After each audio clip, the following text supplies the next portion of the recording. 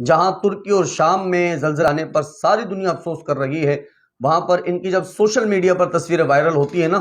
ملک شام میں، اور زلزلے کی جو تصاویر ہیں ان کی جب تصویریں وائرل ہوتی ہیں تو کچھ لوگ یہ بھی کمنٹس کرتے ہوئے نظر آئے کہ یہ ان کے گناہوں کی شامت ہے۔ ترکی کے اندر جب اتنی فحاشی عام ہو گئی ہے تو اللہ تبارک و تعالیٰ نے بالآخر ان کو عذاب دے ہی دیا اور عذاب نازل ہو ہی گیا۔ تو میں ان سے کہتا ہوں حضور والا مجھے صرف اتنا بیان کریں، اگر آپ کے گھر والے، آپ کے بہن بھائی، رشتہ دار کسی گھر کے نیچے دبے ہوئے ہوں اور کوئی شخص آ کے آپ کو یہی بات بولے کہ یہ آپ کے گھر والوں کی گناہوں کی شامت ہے کہ جن کی وجہ سے ان کو یہ سزا ملی ہے، تو کیا گزرنی ہے آپ کے دل پر؟ مجھے یہ بیان کرنے کی ضرورت نہیں ہے، تو آپ کے اس کمنٹ سے ان مسلمانوں کے دل پر کیا گزرے گی کہ جو اس وقت غم زدہ ہیں، مصیبت میں مبتلا ہیں۔ تو حضور والا کم سے کم صلہ رحمی نہ صحیح، انسانیت کا درد تو اپنے اندر پیدا کریں۔ اگر کوئی مسلمان کسی مصیبت میں مبتلا ہو جائے تو اسلام اس کا درس نہیں دیتا کہ جا کے اس کو اس کے گناہ یاد دلا دے، جا کے اس کو یہ کہیں یہ تیرے گناہ ہیں، یہ تیری خطائیں ہیں۔ اس کی مصیبت کو دور کیا جائے، اس کی غم خاری کو دور کیا جائے۔ یقیناً وہاں پہ بے حیائی عام ہے، یقیناً وہاں پر گناہ ہے، اس کا انکار نہیں ہے، اور اللہ تبارک و تعالیٰ گناہوں کی سزا بھی دیتا ہے، اس کا انکار نہیں ہے۔ لیکن یہ کیا انسانیت ہے کہ اگر کسی کے گھر والے دبے ہوئے ہوں اور وہ شہید ہو رہے ہوں تو آپ ان پر یہ کمنٹس کر دیں کہ یہ ان کے گناہوں کی شامت ہے؟ تو آپ یہ بیان فرمائیں، ہمارے پاکستان میں کون سے گناہ نہیں ہو رہا ہے؟ ہمارے پاکستان میں زنا بھی عام ہو رہا ہے، شراب نوشی بھی یہاں پہ عام ہو رہی ہے، یہاں پر بے حیائیاں بھی عام ہو رہی ہیں،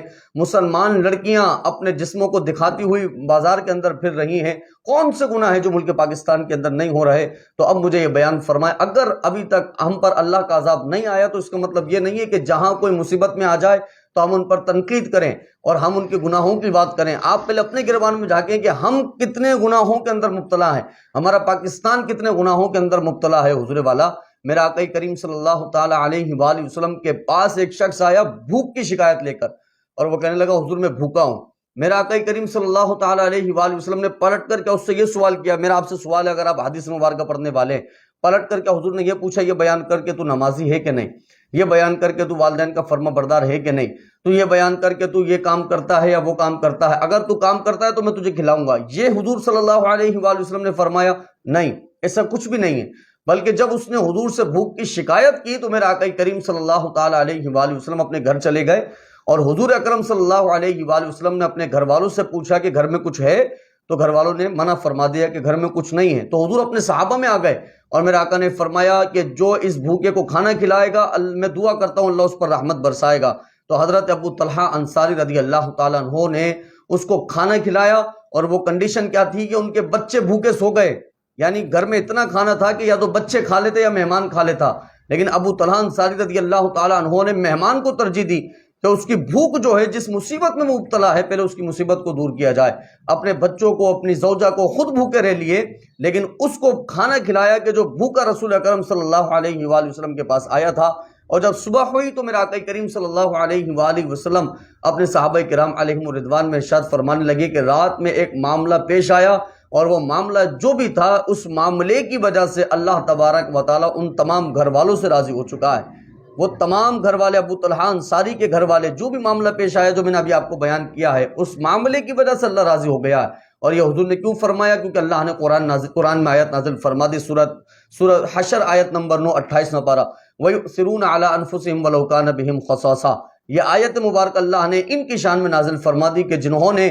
جو سخت محتاجی کے عالم میں بھی دوسروں کی مدد کرنے والے ہیں۔ تو حضور والا اسلام اس چیز کا درس دیتا ہے، غم خواری کے اندر کوئی اگر غمزدہ ہو تو اس کے ساتھ جو ہے اس کے غم میں شریک ہو جائیں، اسلام اس چیز کا درس دیتا ہے۔ حضرت جابر بن عبداللہ رضی اللہ عنہما کی حدیث مبارکہ میں آپ کو سنانا چاہوں گا کہ میرے آقا نے ارشاد فرمایا کہ جو کسی غمزدہ کے غم میں شریک ہوگا اللہ تبارک و تعالیٰ اس کو تقوی کا لباس پہنائے گا، اور اگر کوئی کسی مصیبت زدہ شخص کی مصیبت میں ساتھ دے گا، کل بروز قیامت اللہ ایسا لباس پہنائے گا کہ ساری دنیا مل کر بھی اس لباس کی قیمت کے برابر نہیں ہو سکتی ہے، ایسا لباس اللہ تبارک و تعالیٰ اس کو پہنائے گا۔ تو اسلام تو مجھے یہ بیان کرتا ہے کہ اگر کوئی مسلمان غم میں ہونا تو جا کر اس کے گناہ یاد نہ دلائیں، پہلے ہی وہ بیچارہ کتنا غم زدہ ہے، پہلے ہی کتنی مصیبت میں مبتلا ہے، جا کے آپ اور اس طرح کی تنقیدوں والی باتیں کریں گے تو نہ جانے اس کا دل پھٹ کے کہیں باہر نہ آ جائے کہ یہ میرا مسلمان بجائے مجھے دلاسا دینے کے، میرے ساتھ حوصلہ افزائی کرنے کے، یہ میرے ساتھ کیسی باتیں کر رہا ہے، یہ میرا دل توڑ رہا ہے۔ تو یاد رکھیے گا ہم اس بات کا انکار نہیں کرتے کہ دنیا میں کہاں کہاں گناہ نہیں ہو رہے، سب گناہ ہو رہے ہیں، ترکی میں بھی گناہ ہو رہے ہیں، ملک شام میں بھی گناہ ہو رہے ہیں، اور یقیناً یہ تمام کام اللہ کو ناراض کرنے والے بھی ہیں۔ لیکن اس کا مطلب یہ نہیں نا کہ اگر کوئی مصیبت آ جاتی ہے، آپ کے یہاں بھی تو سیلاب آیا نا ہمارے ملک پاکستان کے اندر، کتنے مسلمان بے گھر ہو گئے اور کتنی ہلاکتیں ہو گئیں، کتنی شہادتیں ہو گئیں، مجھے بیان فرمائیں۔ آج اگر کوئی غیر ملکی کھڑا ہو کر یہ کہہ دیتا کہ یہ سیلاب جو ہے آپ کی شامت ہے گناہوں کی، یہ آپ کے جو ہے گناہ ہیں، یہ ان کی شامت ہے، تو مجھے بیان فرمائے کیا گزرتی آپ کے ان گھر والوں کے دل میں جو آپ بے گھر ہو گئے، آج روڈ پر خیمے لگائے بیٹھے ہیں، ان پر کیا گزرتی، آپ پر کیا گزرتی؟ آپ تو اس کے لیے ہاتھ اٹھا کے بد دعائیں کرتے کہ یہ ہمارے لیے ایسی باتیں کر رہا ہے۔ تو آپ کی کیسی مجال ہو گئی کہ آپ جب ترکی میں زلزلہ آیا، ملک شام میں زلزلہ آیا، تو آپ ان کی یہ باتیں کریں کہ ان کے گناہوں کی شامت ہے؟ یہ باتیں نہ کریں۔ انہیں بھی معلوم ہے کہ ان کے کتنے گناہ ہیں، آپ کو بھی معلوم ہے کہ آپ کے کتنے گناہ ہیں، اور انہیں بھی یہ معلوم ہے کہ گناہوں کو بخشنے والا اللہ ہے توبہ کرنے کے بعد۔ اور مجھے بیان فرمائیں، اتنے سارے لوگ شہید ہوئے، کہ سب کے سب گناہ گار تھے؟ اس بات کی کیا گارنٹی ہے؟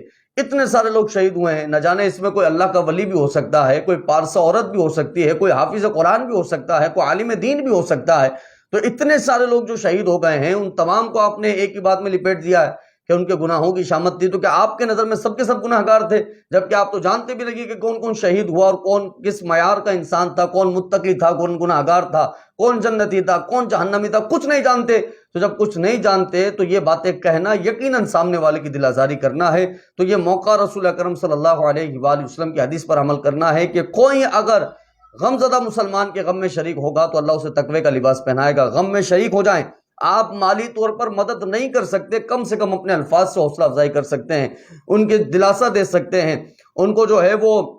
ان کی ہمدردی کر سکتے ہیں، ان کے غم کو دور کر سکتے ہیں اپنے الفاظ کے ذریعے، اپنے کردار کے ذریعے، اپنے کمنٹس کے ذریعے۔ ایسے کمنٹس نہ کریں کہ کوئی آپ کے کمنٹس کو پڑھ کے ان کا دل ٹوٹ جائے اور وہ یہ کہے کہ یہ ہمارے مسلمان ہیں، اور پھر آپ جن لوگوں کے لیے بات کر رہے ہیں حضور ترکی لوگ، میں یہ کہتا ہوں آقا کریم صلی اللہ علیہ وآلہ وسلم کے عشق میں فنا اگر کسی کو دیکھنا ہے نا تو آپ ترکیوں کو دیکھیں۔ حضور کے مدینے کا ادب کیا ہوتا ہے اگر یہ سیکھنا ہے تو آپ ترکیوں سے